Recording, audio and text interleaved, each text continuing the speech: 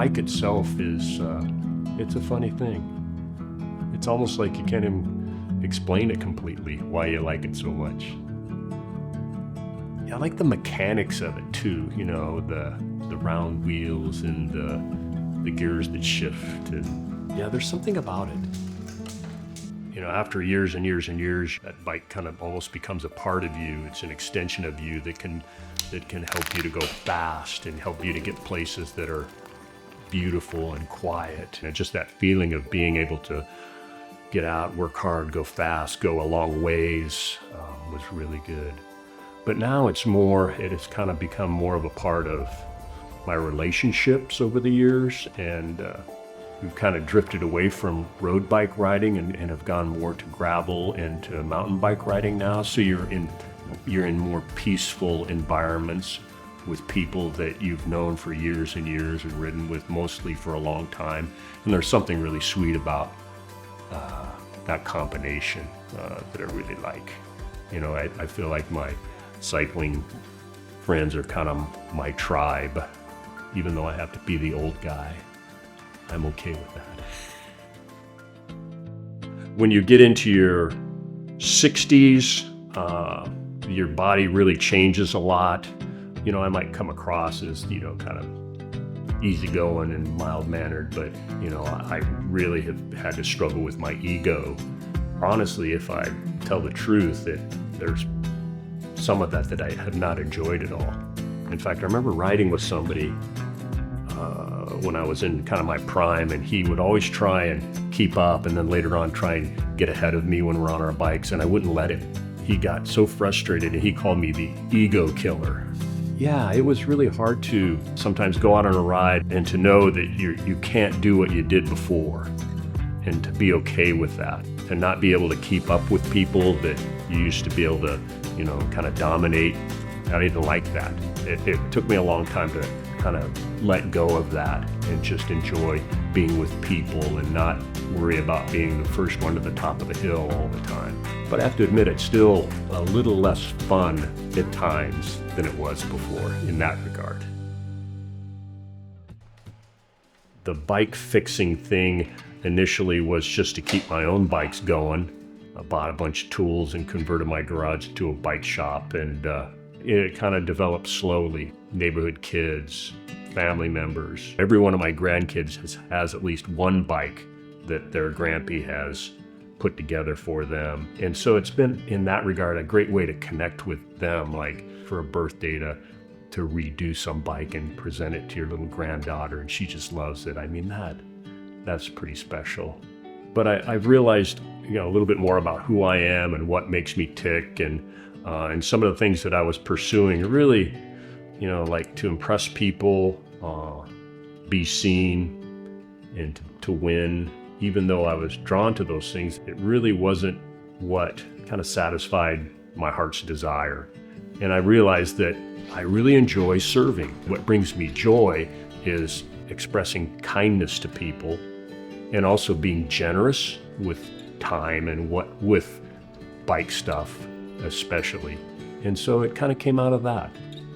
And two, I like working with my hands. I've discovered that it's really fun most of the time to pick up some bike that has been cast away, that if you don't do something to it, it's probably going to end up in the landfill or dump.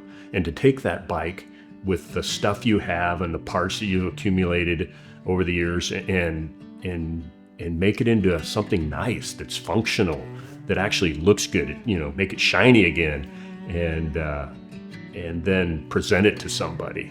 I just think that's so fun.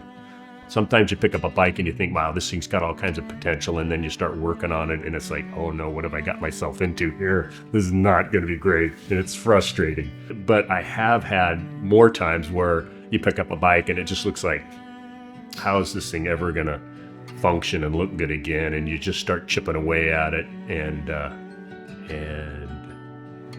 voila, it does work, and it does look nice, and it will make somebody pleased to have it.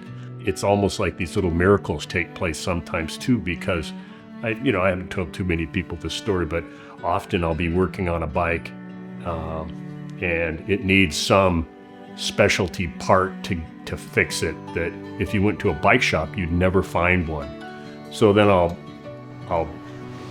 go look in one of my bins, and I can't remember, exactly what I have in all these part bins. And sure enough, I'll look in this particular bin for this particular part, and I'll be darned if it isn't in there.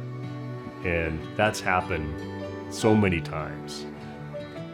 And sometimes it's kind of an escape. I think getting out here and doing something when maybe you've got something bugging you, or you're going through a little bit of a harder time, especially if you have a project where it's coming together well. There's something about that is kind of restorative. It's almost like you're kind of restoring yourself while you restore the bike a little bit.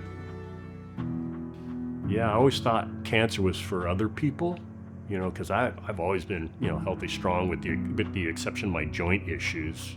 I realized that, this life isn't going to go on forever. And so you kind of have to, at some point, prepare for, what lies ahead. We all have to pass, through death. It has made me think about that more as a reality instead of kind of in more of a theoretical, kind of mind process that, no, this is real. And to be okay with that, my joy has probably been a little bit higher than it was before I knew I had cancer. You can go through a very difficult thing and you can still have joy that just like joy is provided to you. And joy is different than happiness. I haven't been that maybe as happy about this, but I've been joyful, and I don't know what the best definition would be of joy for me, but kind of that, I've heard it described as a pervasive sense of well-being, that everything is really okay and everything will be okay. It's kind of like, what do you want to be spoken about you when you're gone, or what do you want to leave behind? I would like my family to know, without a doubt that I love them, and I'd like my friends to think the same thing. To me, that's a real connector to the faith piece in life, that I'm a follower of Jesus, and that, the real Jesus, not the nationalistic church Jesus, but the one that asks us to love one another and each other, and to let his Spirit kind of work in our hearts and produce things in our lives that will be my legacy.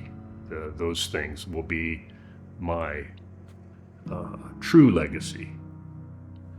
But it sure is great when it all falls together. I'm with you.